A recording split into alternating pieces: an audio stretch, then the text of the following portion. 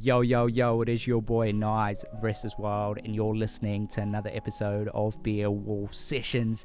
I am recording this session from Florida, United States. I am in the States at the moment. To be honest, I'm in if you're watching this on YouTube, I'm literally recording this in a conference room at a resort because my room has too many people in it and I won't be able to record there. And I've literally got one day to release this episode because we release an episode every single Monday. If this is your first time listening, my name is Nigel Sechil. I am a full-time creative entrepreneur from South Auckland.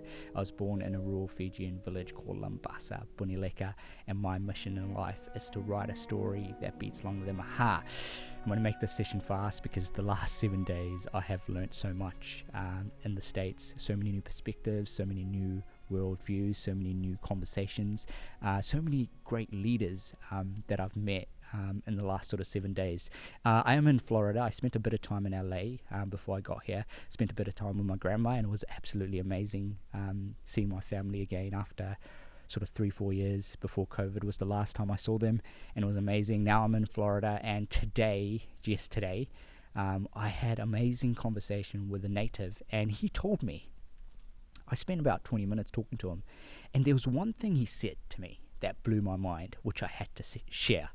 He was like, I'm so proud of you for asking me these questions, because a lot of times people don't ask me this question. So I asked him literally what I always do in most conversations. I was like, hey, what's your why? Like, why did you become an educator in the space of teaching other people your culture, your heritage, and he was like, if I don't do it, who else is going to do it?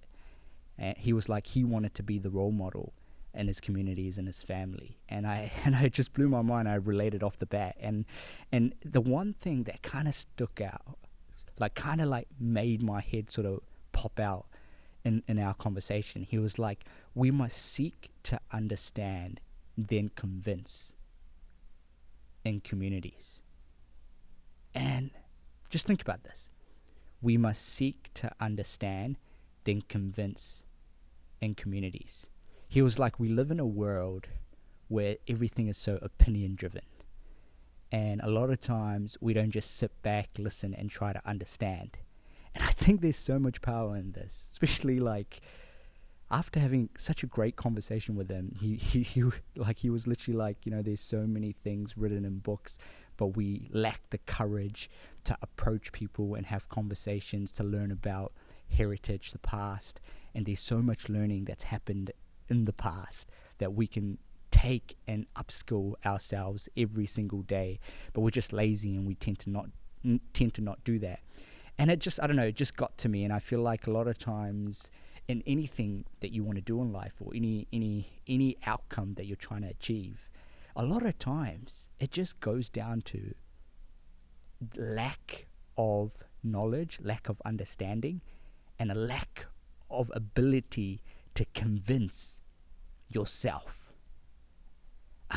Man, I think there's some great power in this conversation, and I think the way he said that, even when I was listening to him, I just asked questions. I didn't give him any opinions because I understood his thought process. And he was like, Nice, seek to understand, never to convince, because my job isn't to convince you. My job is to only help you understand to the level of thinking you're already at. And it's up to you to have the courage to seek out and have these conversations. And I'm so glad I had a chat with him, and I'll chuck a photo up and stuff like that in the visuals and a link to his page and stuff like that. But in Ohio, in Florida, I met this person, and honestly, just my heart started to beat a lot faster. And when you feel like you're at the right place at the right time for these conversations, I'm a big believer that everything happens for a reason, and you meet everybody for a reason, even if it's for a split second or 10 years or a lifetime. There's always a reason why every single chain effect happens. I don't know, I'm still a big believer in that, to be honest. But man, the last 7 days it's been fun. I'm at an amazing resort in Ohio. This place is like, there's so much to do here. There's so many theme parks, but I didn't go to the theme parks, didn't want to stand in line. Just wanted to really meet great leaders, great people that's bringing about change in communities and environments in their own spaces, in their own cultural spaces, or even in their own communities, and to really help me broaden my thinking process when it comes to articulating my stories, and also helping me understand myself a lot better through the vision and ideas of other change makers. And I think there's a lot of value in us understanding other people's worldviews, other people's upbringings, other people's thinking processes, so that we can relate the bits that really bring impact to our own lives, and that can help us convince ourselves to have more self-belief, to go after the things that we really truly care in life, that makes our heart tick. And I know I talk about that a lot, but I just love talking about it, and I think there's a way that you can do pretty much anything you want to do in life, if you have the courage to seek knowledge, to not convince, but to understand. Boom. I know, big point, but yeah, wrote that in my diary this week. The other point was, I was driving in the car on the highway in Florida 3 days ago, and I wrote this down. I was like, in order to become who you want to be, you first have to face who you don't want to be. I don't know, just wanted to say that on the session. In order to become who you want to be, you first have to face who you don't want to be. I know, I think someone might relate if you're listening to that, and I think it means that you have to go through all the trauma, all the negative, all the person that you don't want to be. And I feel like even for me, like, there's so many things I need to improve on, and so many habits, so many values, so many discipline patterns which I fail at, and me showing up every single Monday on these sessions is trying to show you that, like, I'm on the other side of the world at the moment. Now I'm on a crazy schedule, recording this at like 11 p.m. at night, just to show up every single Monday, to stick to my promise. And I know